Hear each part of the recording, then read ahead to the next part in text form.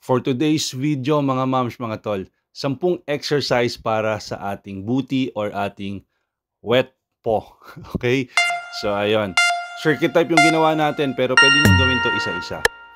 First exercise natin, 30 seconds, hip bridges. Okay, pwede nakataas yung kamay, pwedeng nasa side yung kamay. Maganda po ito para ma-warm up yung hamstrings natin, yung glutes natin, and yung lower back natin. Okay, gumanda yung posture natin at maging perky yung butt natin. Okay, so ayan. Hinay-hinay lang po ha. Rest ng 10 seconds. Position yourself. Ang next natin is single leg hip bridge. 30 seconds sa left and then 30 seconds sa right. Yan, maganda po to para sa ating mga wet paw. Okay, alam nyo po yung wet paw? Paw wet. So, yun po mga moms, mga tol.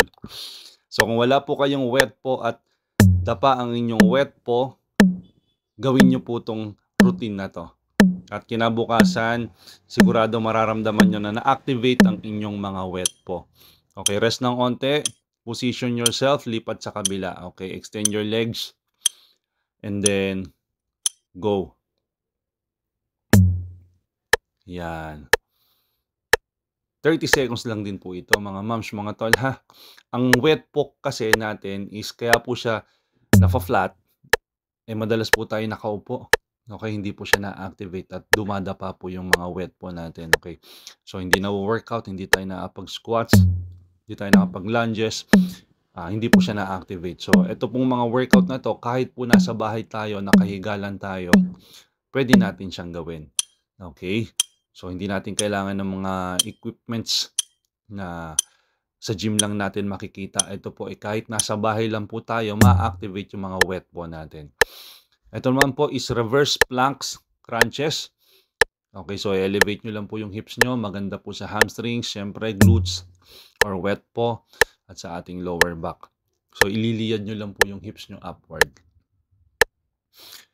So, after this group of exercises, tsaka nyo po banatan yung mga squats nyo, lunges nyo, para activated na po yung glutes nyo. Kasi, yung iba, hindi po activated yung mga wet paw nila. Kaya kahit anong squats, kahit ano pong lunges, quads lang po yung lumalaki. Okay, kasi hindi po gising yung glutes nila. Okay, tulog po yan. Okay, so mga ganitong exercise po yung gagawin natin para magising yung mga wet po natin, yung glutes natin. Okay, so ito naman po is fire hydrant. Maganda po para sa hips natin. Kasi ang glutes natin or yung wet po natin, may tatlong part yan. Yung gluteus maximus, gluteus minimus, at saka yung TFL natin. So medyo scientific na yan. Pero pag tinarget po natin lahat ng angle ng glute exercises, inactivate natin siya, mas magiging rounded po yung glutes natin. Okay? Sa mga lalaki din po, gawin nyo po ito. Okay, activation. Pili po kayo ng mga ilang exercise dito para ma-activate yung glutes nyo. Ito, fire hydrant ulit sa kabila. Siyempre, kung ginawa natin sa right, gagawin din po natin siya sa left.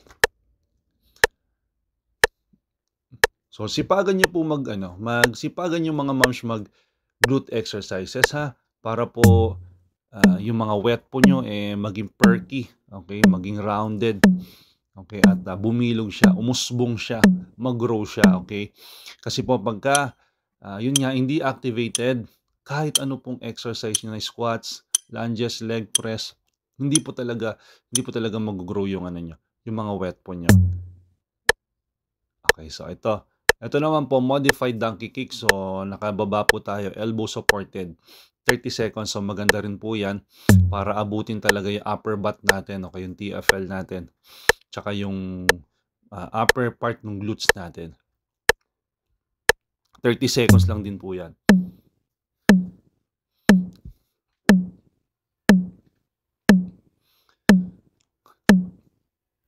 Tiyagain nyo lang po. Okay, so tuloy-tuloy lang po ang movement. Okay, rest. Kabila rin, syempre. So, onti na lang po ito, mga moms, mga tol. Very short exercise lang po ito or set of exercise.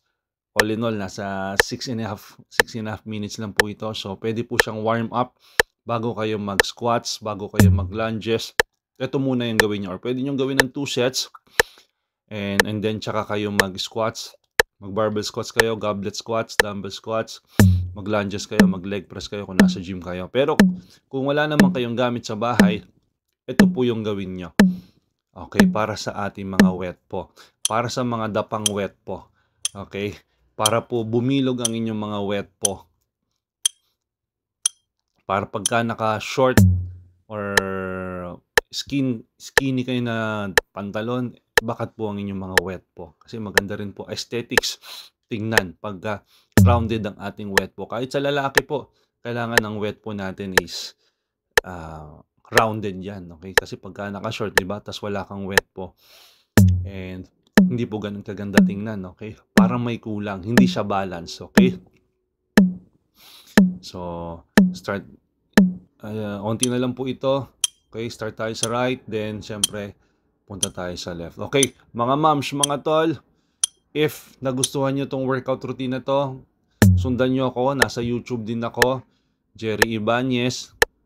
And then sa Facebook, Jerry Ibanez. And syempre, sa TikTok, Jerry Ibanez. Okay, para po makita nyo lahat ng mga workout and tips natin. Okay? Onti na lang po ito. Last exercise po natin to. 10 exercise para sa ating booty or ating wet po. So, ginawa lang natin siyang circuit, pero pwede nyo siyang gawing isa-isa. Okay, maraming salamat po sa inyong panonood at pagsubaybay. And see you on the next video. Bye-bye.